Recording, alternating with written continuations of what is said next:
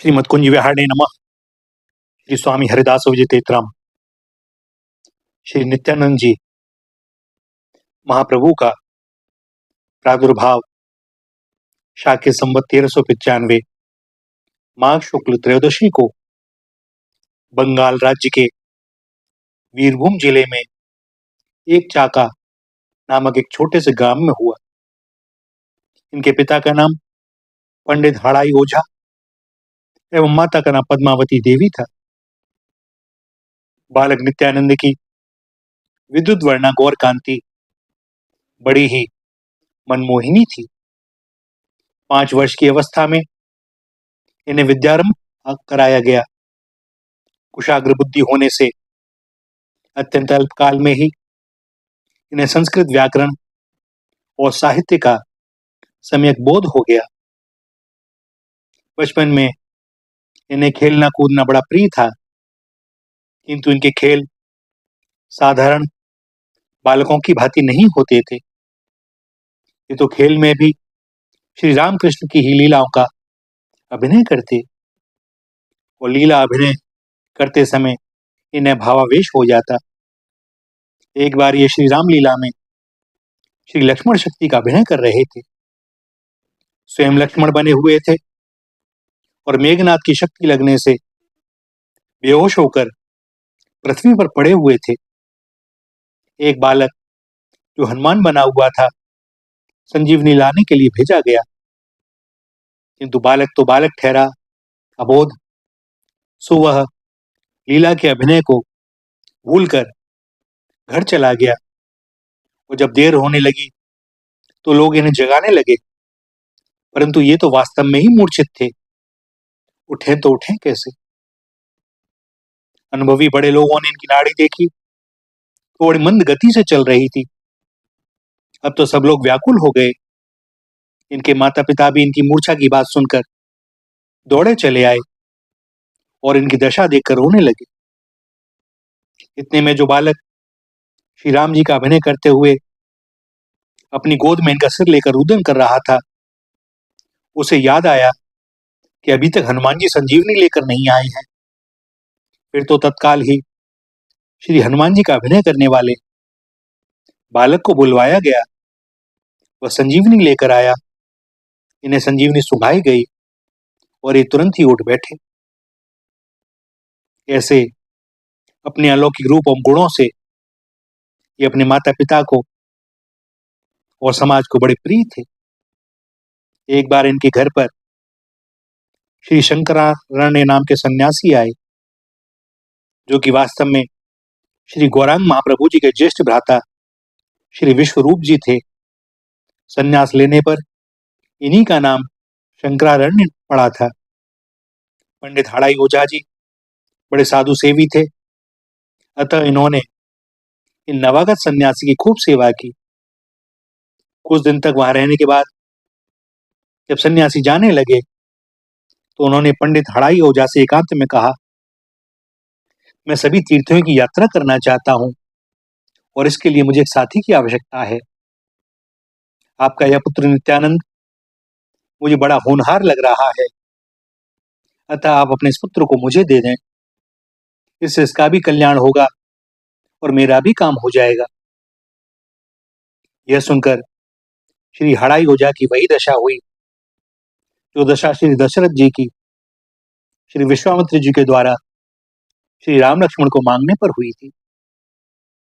परंतु जिस प्रकार श्री दशरथ जी ने भी धैर्य धारण करके अपने प्राण प्रिय पुत्रों को उन्हीं विश्वामित्र जी के हाथ में सौंप दिया, उसी प्रकार श्री हाड़ाई ओझा ने भी अपनी धर्मपत्नी से परामर्श करके अपने प्राण प्रिय पुत्र श्री नित्यानंद को सन्यासी जी के कर कमलों में सौंप दिया। श्री शंकरारण्य जी ने इनको साथ लेकर भारत के सभी तीर्थों का भ्रमण किया और इसी यात्रा के मध्य में इनका श्री मन माधवेंद्र पुरी जी से साक्षात्कार हुआ। उनसे इन्होंने श्री कृष्ण भक्ति की शिक्षा दीक्षा प्राप्त की। एक दिन शंकरारण्य जी ने श्री नित्यानंद जी को अपने से भिन्न समझकर आलिंगन के बहाने से अपने स्वरूप को श्री नित्यानंद जी के स्वरूप में विलीन कर दिया। वस्तुतः श्री विश्वरूप जी एवं श्री नित्यानंद जी, इन दोनों को ही बलराम का अवतार माना जाता है, अतः ये दोनों रूप एक हो गए। अब इसके बाद तो श्री नित्यानंद जी की दशा ही विचित्र हो गई। ये हमेशा प्रेमोन्माद में डूबे रहने लगे। भैया, मदिरा से अधिक उन्माद प्रेम में होता है। मदिरा का मत तो कुछ समय में शांत हो जाता है, किंतु जिसे प्रेम का मत चढ़ जाए वह तो हर घड़ी चढ़ा ही रहता है। कहते हैं ना, भूत लगे मदिरा पिए, सब काहू सुधि होए, प्रेम सुधारस जिन पियो, तिहि ना रहे सुधि कोय। और प्रेम दीवानों का वर्णन करते हुए श्री सहजोबाई कहती हैं, प्रेम दीवाने जे भये, मन भे चकनाचूर, छके रहे घूमत रहे, सहजो देखी हुजूर। प्रेम दीवाने जे भये, कहे बहकते बैन, सहजो मुख हासी छूटे, कभू टपके नैन। प्रेम दीवाने जे भये, जाति बरन गई छूट, सहजो जग बोरा कहे, लोग गए सब फूट। प्रेम दीवाने जे भये, सहजो डगमग देह, पांव परे कितको कहूं, हरी सवारी तब ले। कबहू हकदक है रहे, उठे प्रेम हित गाय, सहजो आंखें मुदी रहे, कबू सुधी है जाए। मन में तो आनंद रहे, तन बोरा सब अंग, ना काहू के संग है, सहजो ना कोई संग। और श्री दयाबाई जी का भी अनुभव ऐसा ही है प्रेम के बारे में। दया प्रेम उन्मत्त जे, तन की तनि सुध नाही, झुके रहे हरिरस छके, थके नेम व्रत माही। प्रेम मगन जे साधु जन, तिन गति कही न जात, रोए रोए गावत हसत, दया अटपटी बात। प्रेम मगन गदगद वचन, पुलक रोम सब अंग, पुलक रहो मन रूप में, दया न होए चित भंग। और बाबा मलुकदास जी कहते हैं, प्यारे तेरा मैं दीदार दीवाना, घड़ी घड़ी तुझे देखा चाहूं, सुन साहब रहमाना। हूँ अलमस्त खबर नहीं तन की, पिया प्रेम पियाला, ठाड़ा हो तो गिर गिर पड़ता, तेरे रंग मतवाला। भैया, प्रेमी की दशा ही विचित्र होती है। अब प्रेमोन्माद में उन्मत्त होकर श्री नित्यानंद जी श्री कृष्ण को ढूंढते ढूंढते श्री वृंदावन आए। ये सर्वत्र कन्हैया भैया पुकारते हुए पागल की भांति अपने चिच्चोर को खोज रहे थे। भगवत इच्छा से इन्हें श्री ईश्वरपुरी जी महाराज मिल गए और उन्होंने इन्हें बताया कि तुम्हारे श्री कृष्ण तो इस समय नवद्वीप में प्रकट होकर परम प्रेम में लीला विनोद कर रहे हैं, तुम यहाँ क्यों भटक रहे हो, वहीं जाओ। और फिर तो ये तुरंत ही श्री नवद्वीप के लिए प्रस्थान कर गए। नवद्वीप पहुंचकर श्री नित्यानंद जी परम भागवत श्री नंदनाचार्य जी के घर रुके। उधर श्री गौरांग महाप्रभु जी ने अपनी दिव्य दृष्टि से इनका नदिया में शुभागमन जानकर अपने प्रिय पार्षद पंडित श्री निवास जी एवं श्री हरिदास जी को इनका पता लगाने के लिए भेजा, परंतु सारा दिन खोजबीन करने पर भी इनका कहीं पता न चला, तो वे दोनों निराश होकर लौट गए। अब महाप्रभु जी स्वयं इनकी खोज में चले। पीछे पीछे समस्त परिकर चल रहा था और श्री महाप्रभु जी सीधे श्री नंदनाचार्य जी के घर गए और उनके आंगन में पद्मासन से विराजमान एक परम तेजोमय महापुरुष का दर्शन किया। सबने विनम्र होकर उस महापुरुष के श्री चरण कमलों में सादर वंदन किया। श्री गौरांग महाप्रभु जी भी निर्निमेष दृष्टि से इन महापुरुष की ओर और महापुरुष भी अपलक नेत्रों से श्री महाप्रभु जी की ओर देख रहे थे। और भैया, ये महापुरुष और कोई नहीं, श्री नित्यानंद जी थे। श्री नित्यानंद जी के प्रेम को प्रकाशित करने की इच्छा से ही श्री महाप्रभु जी ने श्रीवास पंडित से श्रीमद् भागवत के दशम स्कंद के बरहा पीडम नटवर वपु श्लोक को उच्च स्वर से गायन करने को कहा। और श्लोक को सुनते ही श्री नित्यानंद जी ओंकार मारकर मूर्छित होकर पृथ्वी पर गिर गए। श्री महाप्रभु जी के संकेत पर श्रीवास जी ने बार बार इस श्लोक का गायन किया। श्री नित्यानंद जी की मूर्छा भंग हुई और ये प्रेमोन्मत्त होकर नृत्य करने लगे। तब श्री महाप्रभु जी ने इन्हें अपनी गोद में ले लिया। जब इन्हें अपनी कुछ सुध हुई तो श्री महाप्रभु जी ने अत्यंत दीनतापूर्वक कहा, श्रीपाद, आज आपका दर्शन करके हम लोग धन्य हुए। आपकी अहेतु की कृपा ही हम दीन जनों के लिए परम संबल है।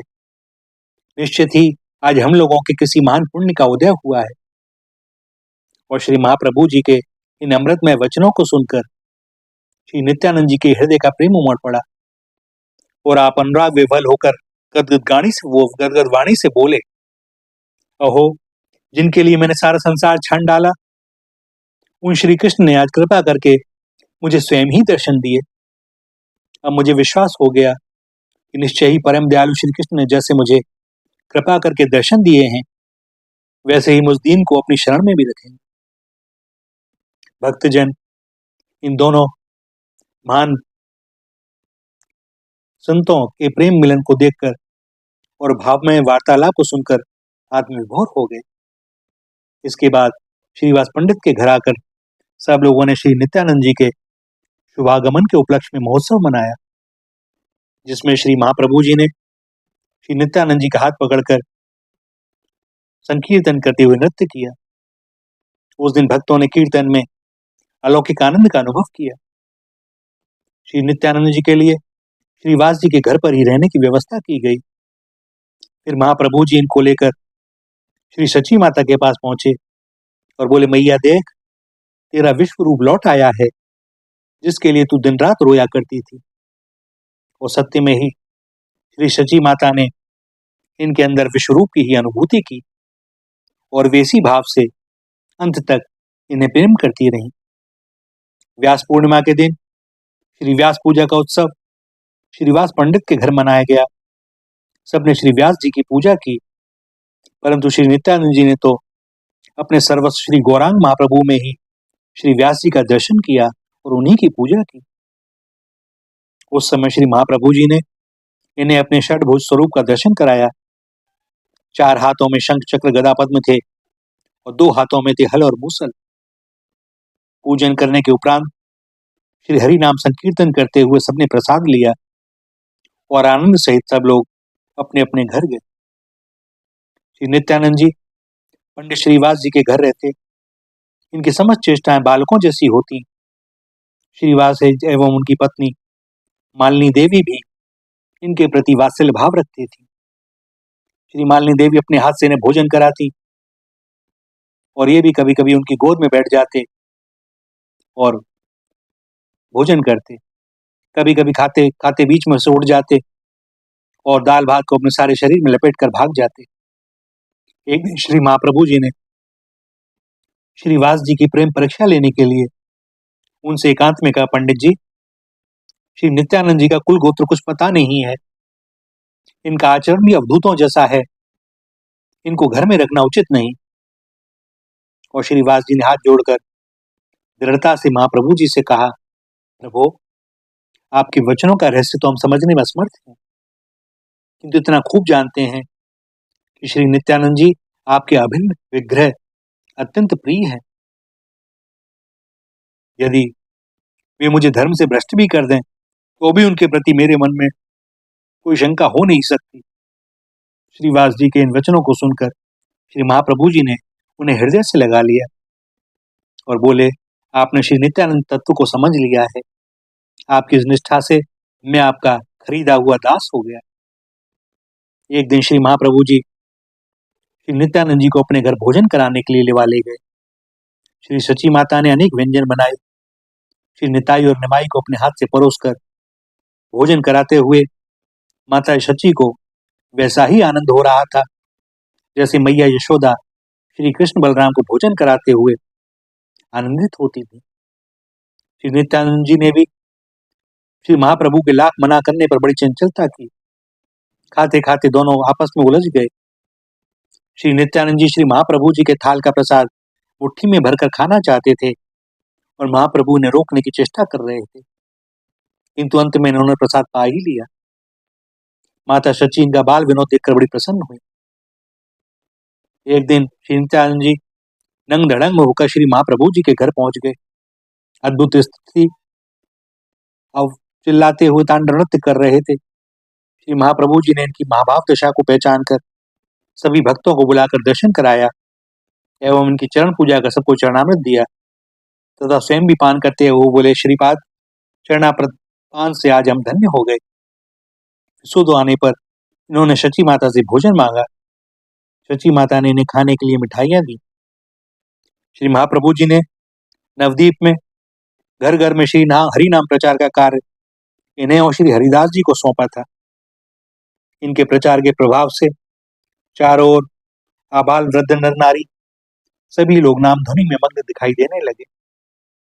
महाक्रूर कर्मा, पापाचार की पराकाष्ठा जगाई और मधाई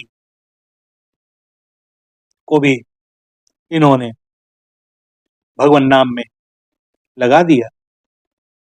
और क्योंकि सारा समाज उनको बड़ी घृणा की दृष्टि से देखता था, किंतु नित्यानंद जी को दया आ गई।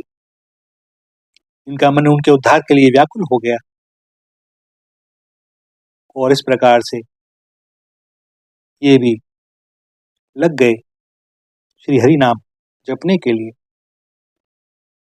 हुआ यह था कि इनके उद्धार का संकल्प लेकर ये वहीं से निकले जिधर इन नर राक्षसों का पड़ाव था। इन्हें देखकर उन दुष्टों ने टोका, तुम कौन हो, कहाँ जा रहे हो?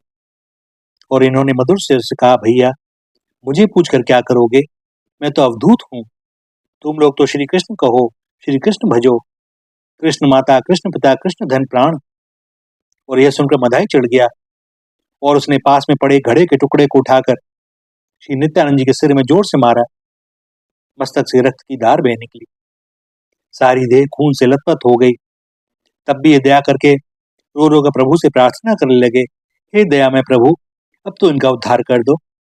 मुझे अपनी चोट की परवाह नहीं है, किंतु इन ब्राह्मण कुमारों की दुर्दशा देखकर मेरा हृदय फटता है। हे नाथ, इनका शीघ्र कल्याण करें।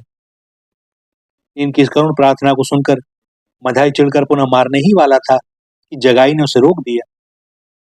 किसी ने यह बात जाकर श्री महाप्रभु को सुनाई और महाप्रभु तत्काल घटनास्थल पर पहुंचे। श्री नित्यानंद के सिर से बहते हुए रक्त प्रवाह को देखकर श्री महाप्रभु जी क्रोधित हो गए। वे क्रोध में भरकर दुष्टों का संहार करने के लिए चक्र सुदर्शन का आह्वान करने लगे। श्री चक्र सुदर्शन को आकाश से सुतरते देखकर तथा श्री महाप्रभु जी को क्रोध में देखकर श्री नित्यानंद जी श्री सुदर्शन चक्र जी से आकाश में ही रुके रहने की प्रार्थना करके श्री महाप्रभु के श्री चरण कमलों में पढ़कर दीन भाव से प्रार्थना करने लगे, प्रभु आप ये क्या कर रहे हो? आप अपनी प्रतिज्ञा को स्मरण करें।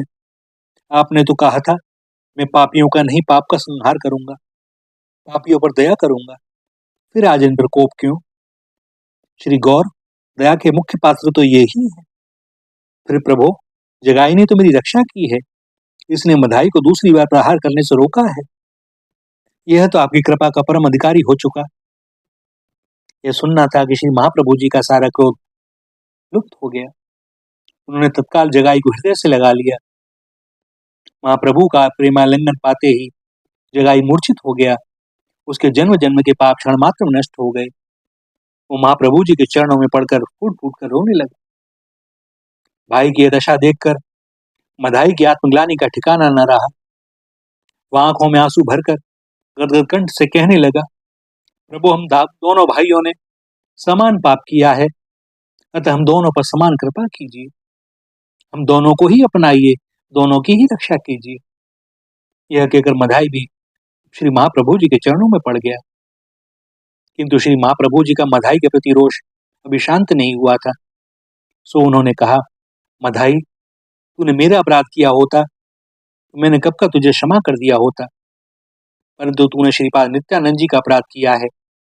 यदि वे तुझे क्षमा कर दें तो भले तू मेरा अनुग्रह भाजन हो सकता है, अन्यथा तेरा कल्याण संभव है।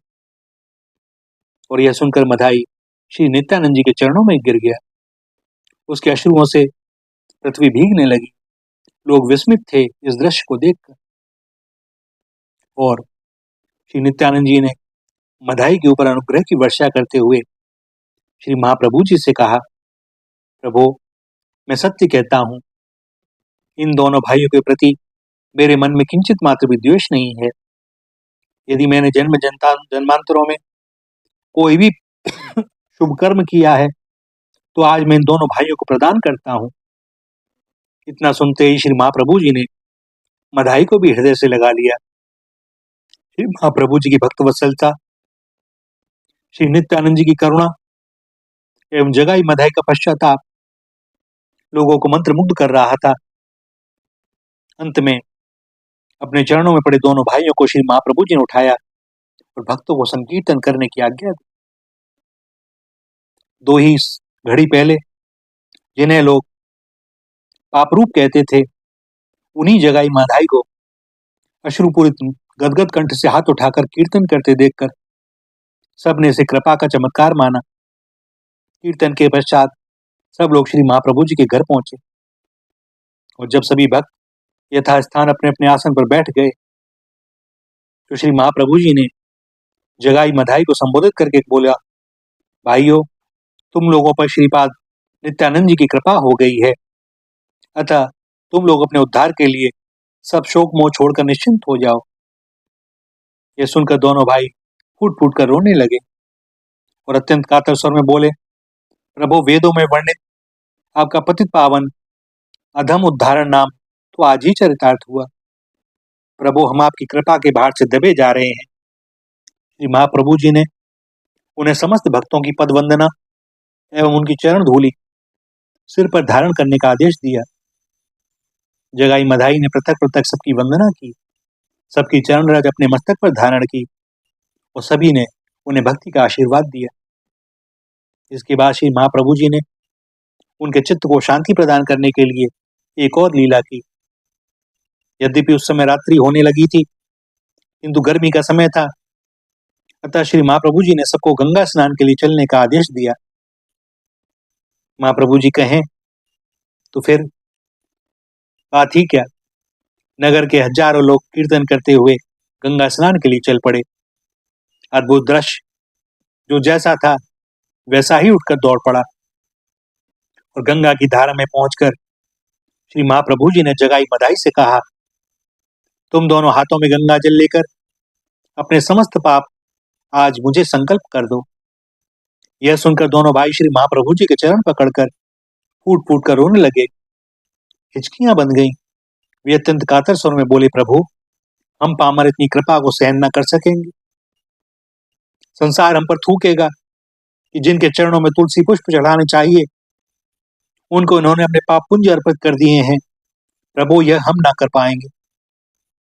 और जब श्री नित्यानंद जी ने उन्हें श्री महाप्रभु जी की महामहिमा समझाई, तब वे जैसे तैसे पाप संकल्प करने को उद्यत हुए। उन्होंने रोते रोते अपने पाप प्रभु को समर्पित कर दिए। करुणा का कैसा अपूर्व आदर्श! श्री महाप्रभु जी ने सहज हाथ फैलाकर उनके पापों को स्वीकार किया और बोले, आज से तुम लोग परम वैष्णव हो गए। अब तुम लोग सर्वथा निष्पाप हो। आज से जो भी तुम लोगों को पापी कहकर तिरस्कार करेगा या तुम्हारे प्रति घृणा का भाव रखेगा, वह वैष्णव द्रोही समझा जाएगा। और इतना कहकर महाप्रभु जी ने उन्हें पुनः अपने गले से लगा लिया। कहते हैं कि बहुत से अंतरंग परिकरों ने अनुभव किया कि पाप को ग्रहण करते ही श्री महाप्रभु जी का गौरवर्ण किंचित श्याम सा प्रतीत होने लगा, किंतु कुछ क्षण बाद ही पुनः पूर्ववत हो गया। श्री महाप्रभु जी की असीम हेतु की करुणा ने जगाई मधाई का उद्धार कर दिया। आगे इन दोनों भाइयों का जीवन बड़ा भक्ति में रहा। मधाई तो श्री नित्यानंद जी के आदेश से श्री गंगा जी का एक सुंदर घाट बनवाकर वहीं झोपड़ी डालकर रहने लगा। वहां जो भी गंगा स्नान करने आता वह उन सब की चरण वंदना करता, अपने अपराधों के लिए क्षमा याचना करता और निरंतर हरि नाम रटता था। नवद्वीप में मधाई घाट आज भी प्रसिद्ध है। इस प्रकार श्री नित्यानंद जी ने अनेक अधमों का उद्धार किया। जब श्री महाप्रभु जी श्री जगन्नाथपुरी में निवास करने लगे तो गौड़ देश में नाम प्रचार का कार्य श्री नित्यानंद जी को ही सौंपा था। आगे चलकर श्री नित्यानंद जी ने श्री महाप्रभु जी के आदेश से विधि पूर्वक गृहस्थाश्रम को स्वीकार किया। इनके श्री वसुधा एवं जाह्नवी नाम की दो पत्नियां थीं। श्री वसुधा जी के गर्भ से श्री वीरचंद्र नाम के एक सुपुत्र हुए, जो आगे चलकर वैष्णवाचार्य पद पर प्रतिष्ठित हुए। भैया अद्भुत लीलाएं भगवान की, भक्त की, उन्हीं की, क्योंकि दोनों ही अभेद। श्री राधा, श्री राधा, श्री राधा।